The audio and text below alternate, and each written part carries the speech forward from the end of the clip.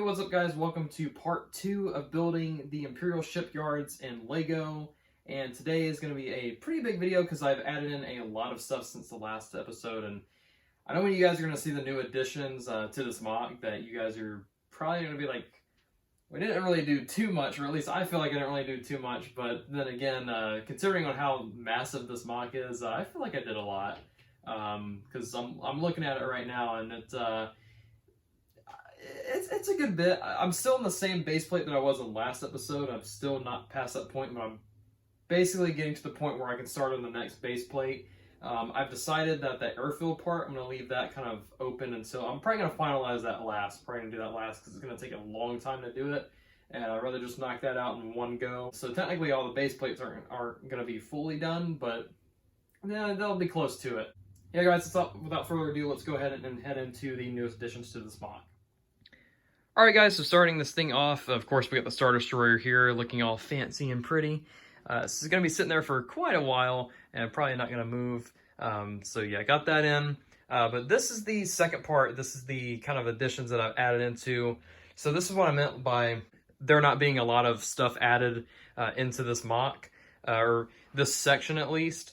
But however, I still feel like I got a lot in because this right here, the slant, takes a long time, as well as putting these greebles, because they're just so tedious with all these different parts and stuff, and I have to really think about, okay, what's going to make sense, what's going to look good in you know, pattern stances and stuff like that. So I've got to be really strategic with the parts that I use to make sure everything looks sense and it just kind of looks right. It feels right to be there.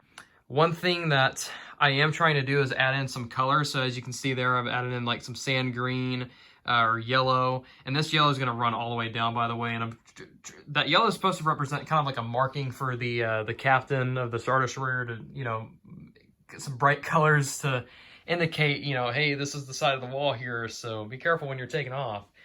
But yeah, I am trying to incorporate some colors, as you can see, with the sand green and sand blue, and I'm trying to stick with kind of those sand colors in the Lego element.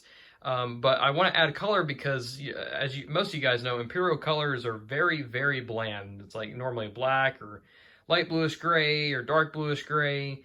And I think it's just a little bit different if I add in a little bit of color, because I feel like this mock would just be really boring if it's just, you know, a light bluish gray Star Destroyer here with, you know, dark bluish gray structure. So I guess next I'll kind of talk about more of the newest additions. So I think last episode we had this whole section in right here.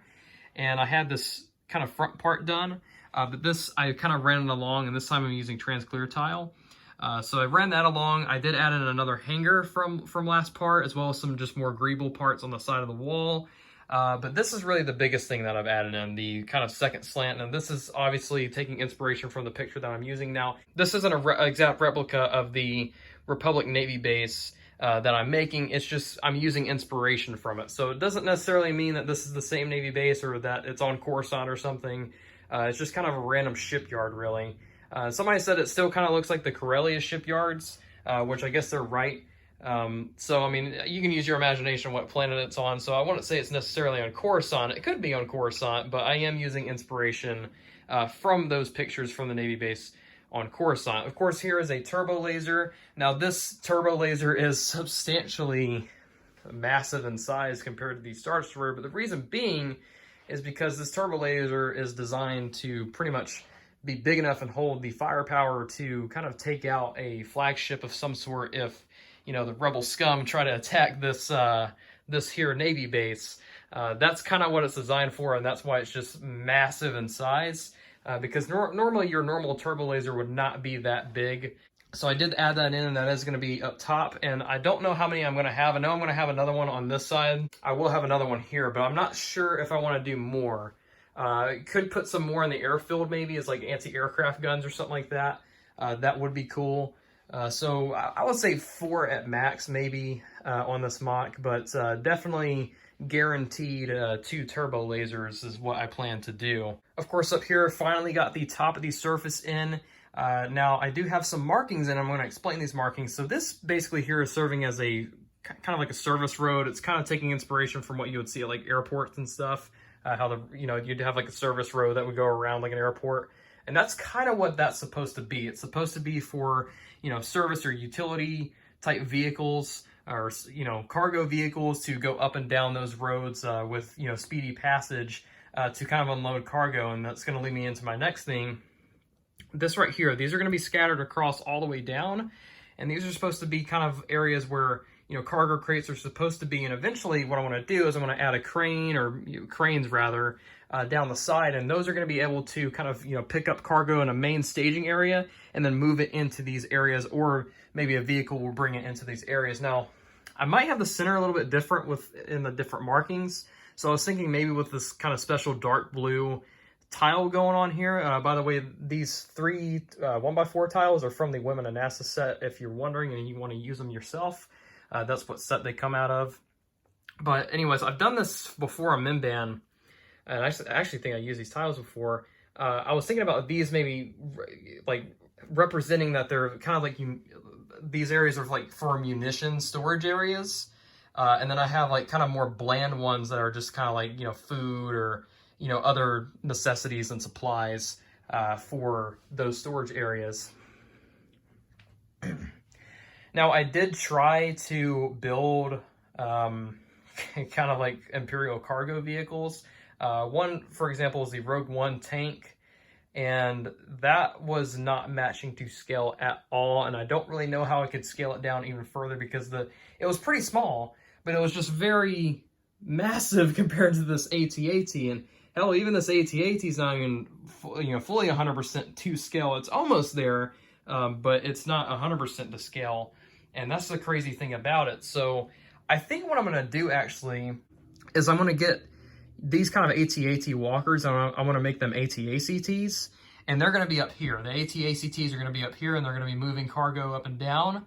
And then the AT-ATs, the actual like ones that are primarily built for wartime, they're going to be down here, and they're going to be down here kind of loading up onto the Star Destroyer or something. So that was kind of my plan, is what I was thinking, because I did want to do cargo vehicles, but might have to do the AT-ACT, and of course that's still going to make sense. I know one concern that you guys had is the overall scaling of this mock, and of course it is a big deal that everything looks right in terms of scale. Some things are just, it's just kind of destiny on how it's supposed to be. The AT-AT is not really 100% to scale compared to the Star Destroyer. It's almost there, but not quite. It's a little bit bigger than what it's supposed to be, but that's one thing I can't really get around. There's no way I can make it smaller. And the same thing with this TIE Fighter. You can't really see it, but the TIE Fighter that's in the Star Destroyer, if you guys know what I'm talking about, there's no way I can make that any smaller. I think that's about about how small I can get it. And of course, those are supposed to be substantially smaller compared to the Star Destroyer. So I think stuff like that is going to have to just be, it's just going to have, some of you guys are going to have to deal with, because, I mean, this is kind of an airfield, isn't it? I mean, there's supposed to be TIE Fighters, and I feel like if it don't have TIE Fighters, it's going to be a little weird. So it might just be one of those things that you guys are just going to have to deal with. I know it might look a little odd, but I think overall it'll look cool. And I don't think it's really a big deal as long as it's just not overly massive. So yeah, guys, let me know what you guys think overall with the mock so far, and hopefully we can get a lot more in the next episode. Anyways, I'll see you guys later. May the Force be with you.